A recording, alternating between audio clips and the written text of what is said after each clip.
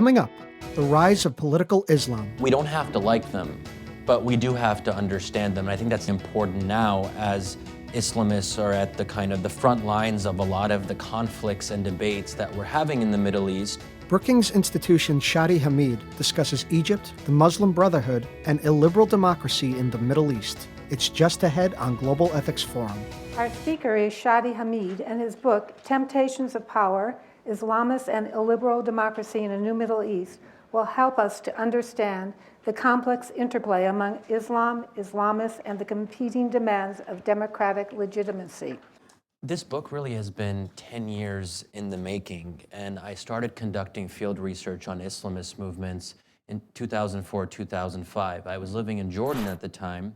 In starting my study of these groups, I just became fascinated. The interplay between religion and politics, the tensions between them, because here you have groups that are aspiring to these kind of absolute religious ideals, but that comes into conflict with the mundane realities of everyday political life.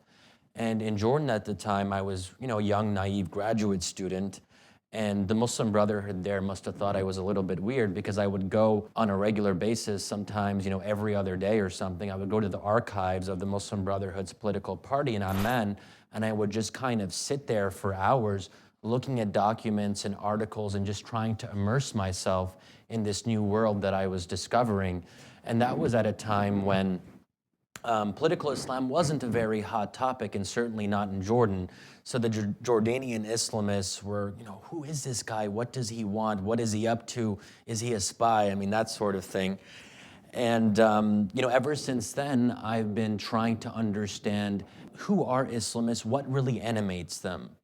And I think one problem that we have here in the US sometimes is that a lot of people write or talk about Islamist groups, and some of them haven't actually talked to a real live member of the Muslim Brotherhood or other similar groups.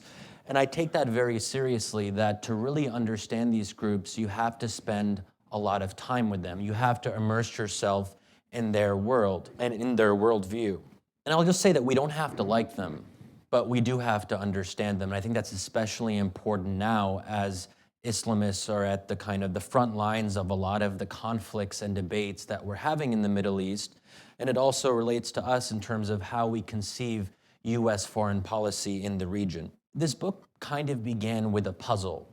So what I saw in my research is that repression was getting worse in the Arab world, and in particular in Egypt and Jordan, after political openings. So there were brief democratic openings in the 1980s, and then you see a turn to repression starting in the 1990s, intensifying in the 2000s. And according to the kind of conventional academic wisdom on this, repression is often thought to lead to radicalization. But instead of seeing mainstream Islamist groups radicalizing, what we saw instead was something quite different. And this was what really got me interested. This was the puzzle I was trying to address. Instead of radicalizing, they actually, during this period, embraced many of the tenets of democratic life. Alternation of power, popular sovereignty, this idea that parliaments have to determine the law, it doesn't just come from God straight down. And you start to see them taking on more moderate positions on women's rights, on the protection of minorities, and so on. And they were also democratizing their internal organizational structures while the repression was going on. And there are a number of reasons that I kind of identify for that. One of them, I'll just mention very quickly, is quite intuitive. This idea that if you're being repressed, it has a way of concentrating the mind. You're not going to worry about banning alcohol or segregating the sexes in primary school if the secret police can come unannounced, knock on your door at 3 a.m. in the morning and put you into prison. You realize how important democracy is, that basic level of freedom, when it's being taken away from you. Now, the flip side of this is that we have this idea that process trumps ideology, that when you have the opening of democratic space, Islamists will become more moderate. They'll maybe even become somewhat liberal on issues. They'll move in this kind of bold linear projection towards accepting a lot of the things that we associate with liberalism whether it's gender equality, minority rights, and they'll keep on going in that direction.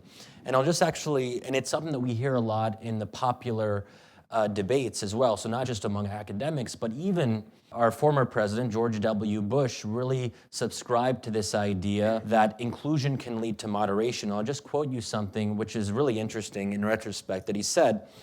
He was talking about Hezbollah and its participation in the Lebanese elections in 2005. This is what he said, quote unquote, "I like the idea of people running for office. There's a positive effect. Maybe some will run for office and say, vote for me. I look forward to blowing up America. But I don't think so. I think people who generally run for office say, vote for me, I'm looking forward to fixing your potholes." And this is where we kind of get the idea of the so-called pothole theory of democracy, that if ideological groups are put into positions of power and responsibility, they're going to have to deliver, they're going to have to fix the potholes. So it's something that we hear a lot, and what I found in my own research was that's not necessarily the case. Democratization does not necessarily have a moderating effect, and we have to kind of problematize that idea. So let me just discuss that for a little bit.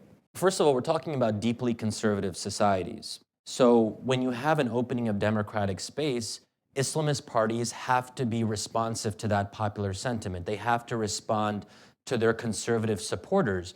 And their conservative supporters voted for them because they want to see more Islam in public life, not less, right? So just to give you an example of the kind of popular sentiment that we do see. So there was a poll in a Pew Global Attitude Survey poll from 2011, so right after the Arab uprisings. So this is interesting. 80% of Egyptian respondents said they believed that adulterers should be stoned. 70% said they believed that the hands of thieves should be cut off. And 88% said they supported the death penalty for apostasy, i.e. leaving Islam. If there's a demand for this kind of thing, then someone has to supply it. And that's where Islamist groups come in. They're not just believing in these things in a vacuum, they're actually reflecting a popular sentiment to some extent as well. The other thing too is not only do you have to respond to your own conservative base, you also have to compete with other Islamist groups. And this is actually, I call this a kind of Tea Party effect. One idea in kind of democratic, in median voter theory, we call it, is that ideological groups have to move to the center of the political spectrum because that's where independent voters are, and they have to build broad-based coalitions, so all of that should push these groups towards the center. That's the theory, at least. But what we found even here in the US is that you have far-right groups or pressure groups, let's say, that are dragging the Republican Party from the center-right towards the right. So it's not just something you see in the Middle East, it's something that we deal with here in our own country. So in the Egyptian context, for example, with a democratic opening, you see the rise of far-right Islamist groups that are more hardline. So the Salafis, we call them, ultra-conservatives, if you will, that subscribe to an even stricter interpretation of Islamic law. So in these democratic openings, you have to worry about your right flank, because your supporters might vote for the more conservative party if they feel that you're not reflecting their beliefs and desires. And just one last thing on this point, we've also seen it quite recently in Turkey. It's relatively, a relative democracy, at least compared to other countries in the region. Instead of Erdogan reaching out more to liberals, he's actually alienating them and moving further to the right. He's doubling down on his conservative base. Why is he doing that? And I think this kind of gets us to the reality of deeply polarized societies. He's doing that in part because the people on the other side don't like him and probably aren't going to be convinced to vote for him anytime soon, because you have a real ideological divide between secularists and Islamists. So Erdogan, he had the Twitter ban, and he's calling his opponents traitors and all of that. So we might say as Americans, why is he doing that? But he was actually able to really rally and excite his base in the most recent local elections. And the AK Party actually increased its share of the vote in local elections from 39% to 45%. So we might say that Erdogan is losing it and he's acting in a very erratic manner, but in the very narrow sense of winning and keeping power, he's actually solidifying his base support. This kind of gets me to another key theme of the book, which is this idea of illiberal democracy. So it's not just that Islamists are moving to the right because that's where their base is. They're moving to the right because they do actually believe in these things. They're Islamists for a reason. Otherwise, they would be something else. And this is why I think it's very important to take ideology seriously. And again, as Americans, we want to think that process trumps ideology, that when it comes to, economics and delivering on bread and butter issues, that takes precedence. But Islamists do have a distinctive worldview. And this is where the key divide comes in.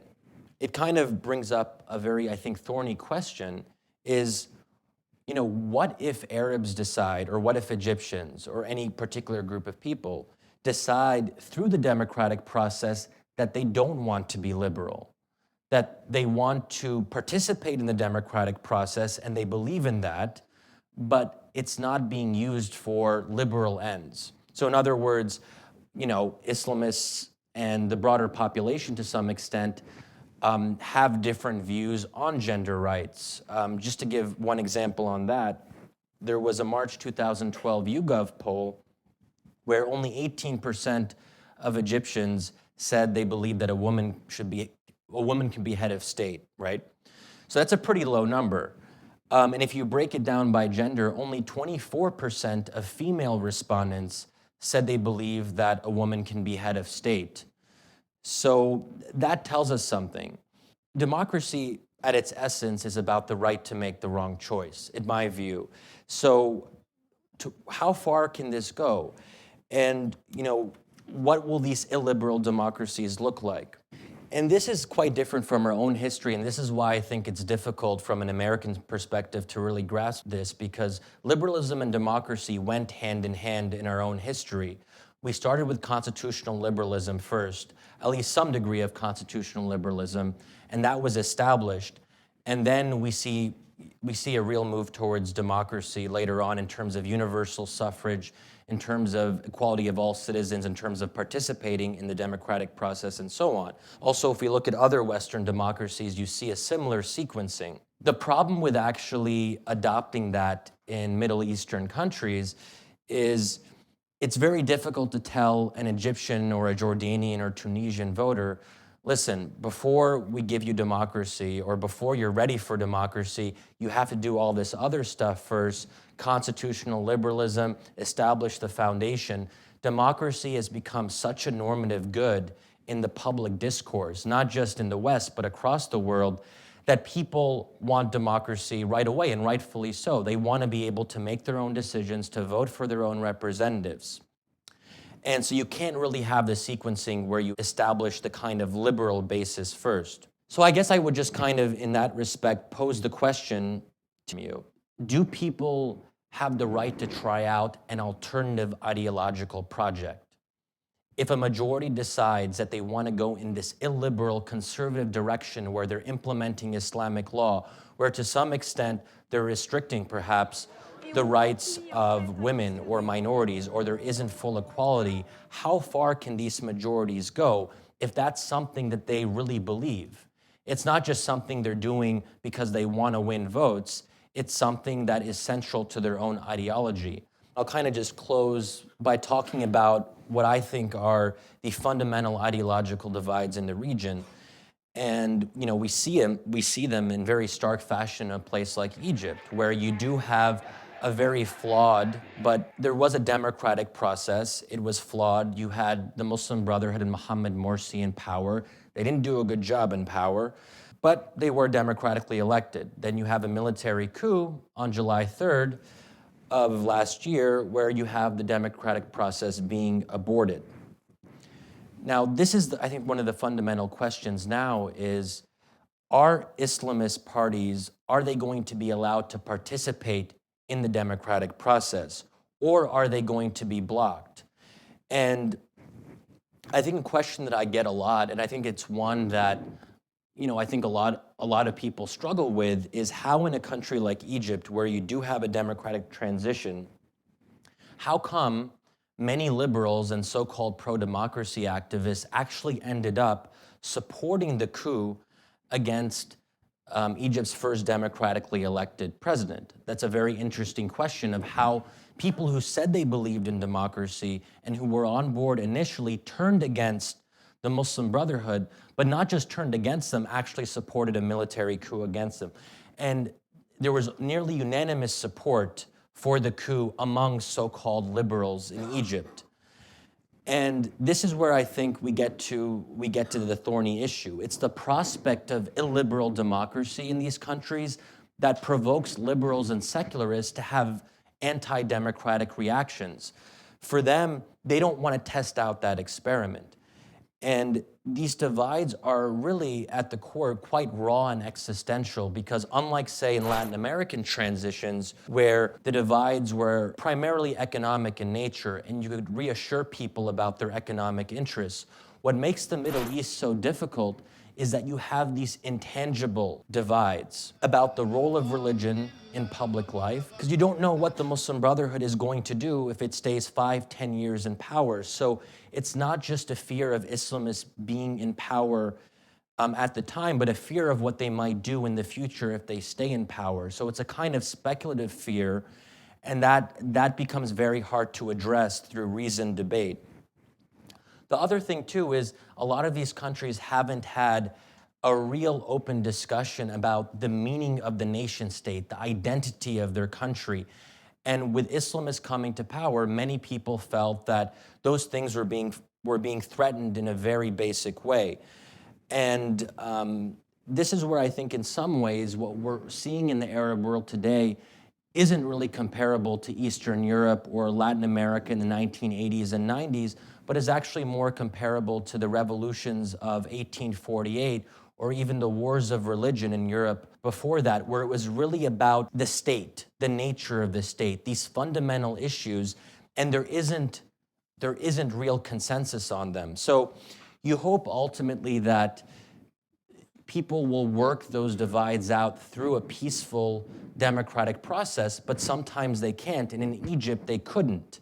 And this is where you see the emergence of unprecedented civil conflict in a place like Egypt, which I think a lot of us thought were, Egypt is relatively homogenous culturally. 90% of the country are Sunni Arabs. There is a sense of being Egyptian. But even with that, you do see this divide, which is tearing the country apart. And, just to give you one example, and I'll close with this because this shows the kind of the starkness of feeling. So I was in Egypt right before what Human Rights Watch calls the worst mass killing in modern Egyptian history. So this happened on August 14th. Over 600 people were killed in the same day in a very short period of time. And I was in Egypt a few days before the massacre. So I was talking to friends and colleagues and trying to get a sense of what people were thinking, the people that I knew and in some cases even cared about. And it was very striking for me to see a kind of bloodlust. So I had friends of mine telling me, we want to wipe them out. We want to destroy them. And why hasn't the military gone in and done that already? And usually when, usually when you support the killing of innocent civilians, you feel, you feel kind of circumspect about it. It's something that you should feel some shame about. But what was so remarkable here is that people in Egypt were saying this openly and publicly without shame. So it really gets to this question of how can people so quickly lose faith in democracy? And I come back to this issue of the ideological divides, that these people, if you talk to them, they would say, yeah, democracy is nice in theory, but when push comes to shove, other things take precedence over that. For example, if they don't see their economic situation improving, or if they feel their way of life is being threatened by Islamists who they see as retrograde and fundamentalist. And ultimately, there has to be a way for them to work these issues out without the resort to violence, but that's going to take quite some time. And I think we're in for a pretty rocky road in terms of the Arab Spring more generally, and certainly in a country like Egypt where you do see this kind of unprecedented civil conflict. So I'll just end there and look forward to hearing your questions. Thank you. What are the prospects of accepting pluralism from your research? And this is related to the idea that, in classical liberalism, liberalism itself is this political ideology, this political philosophy which embraces multiple visions of the good and hence multiple ways of life being able to be pursued in the same state. What liberals would say in the Arab world is liberalism is the way to go because that allows everyone a chance to express their views openly. And that's also what I think most Americans, what we would say as well, that in a liberal society, there's enough room for dissenting voices. And if conservatives who want to see Christianity playing a bigger role in this society, they have a chance to kind of express those views as long as it doesn't come into conflict with other people's freedoms, right? Now, the problem with that, though, it doesn't quite work as a compromise solution. Illiberalism is fundamental to Islamist ideology. Let's take the example of the ultra-conservative Salafis. They believe that they should impose some version of Islamic law on the rest of the population. Now, they might do it through the democratic process, but ultimately, in a liberal society, they wouldn't be allowed to push their views on the rest of society. They want to be able to move towards their vision of an Islamic state. This is what they believe.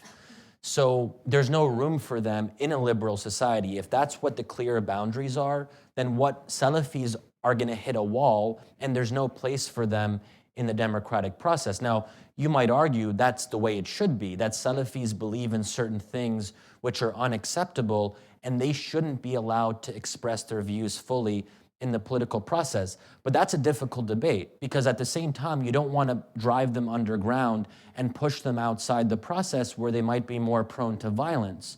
I'll just say one more thing on this too. I think this is a little bit of a different debate, but I think it's just kind of worth putting out there. I do think Islam as a religion is more resistant to secularization than other religions have been historically. Now that's a very kind of big, perhaps controversial discussion to have, but I think there are things about Islam that make it very difficult to remove the political aspect from the religion. Also in terms of the Quran, unlike other holy books, to be a Muslim, you have to believe that every word is literally, the Quran is divine. It's not inspired by God. It's not through his prophets. This is God's word directly. So that leaves less room to have the kind of fundamental reinterpretation that you might have had in other religions. Now that's a kind of, that's something of an oversimplification, but I do think we've seen historically that Islam has been resistant to secularization. I mean, there was very much an attempt in the 1950s and 60s, the kind of heyday of secular nationalism under regimes like Gamal Abdel Nasser's in Egypt. That did not persist. And you see the Islamic revival in the 1970s until the present day. And you see a lot of efforts to push Islam out of the public sphere by autocrats and dictators, but it hasn't worked. So I think we have to ask ourselves, is Islam going to have the kind of reformation that a lot of people, I think, in the West call for? Well, people say, well, when will Islam have its reformation? Depending on what we mean by that, it might not happen in the way it's happened with other religions, right?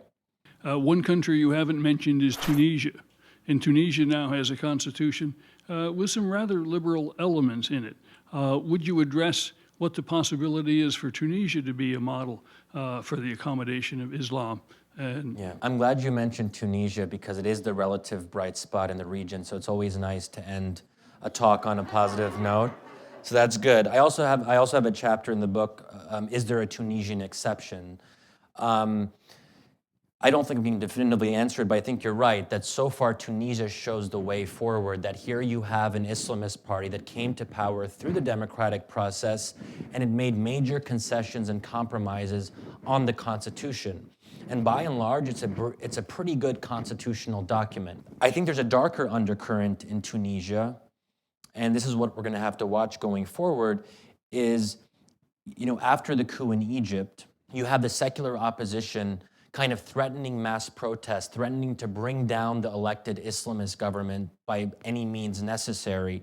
You did have this real kind of ideological and political confrontation in the summer going into the fall. And ultimately, the agreement they reached was the Islamist party, the Nahda party, would voluntarily step down from power, and you would have a new technocratic government that had no clear political affiliation kind of take things up until there were new elections. Even though we don't quite know when these new elections will be. So Islamists are no longer in power in Tunisia, and members of Ennahda's conservative base, as well as Salafis, see this as unacceptable, that Islamists voluntarily gave up power even though they won fair and square in elections. So the question is, what happens if Ennahda wins in the next elections? What happens if they keep on winning and they feel they have to be more responsive to their conservative base? To what extent will the secular opposition accept that? Or will there be a renewed confrontation as there was in the summer and fall? So the test is still to come, but so far, Tunisia, to its credit, has averted a kind of Egypt-style disaster, largely because Islamists said, we don't want to repeat what happened in Egypt. We're gonna make these concessions, we're gonna step down, and they deserve credit for that. But I think the real ideological battles are still to come, and we're gonna see more and more of that going forward. Well, I just want to thank you for such a rich discussion on religion, for having me. politics, democracy.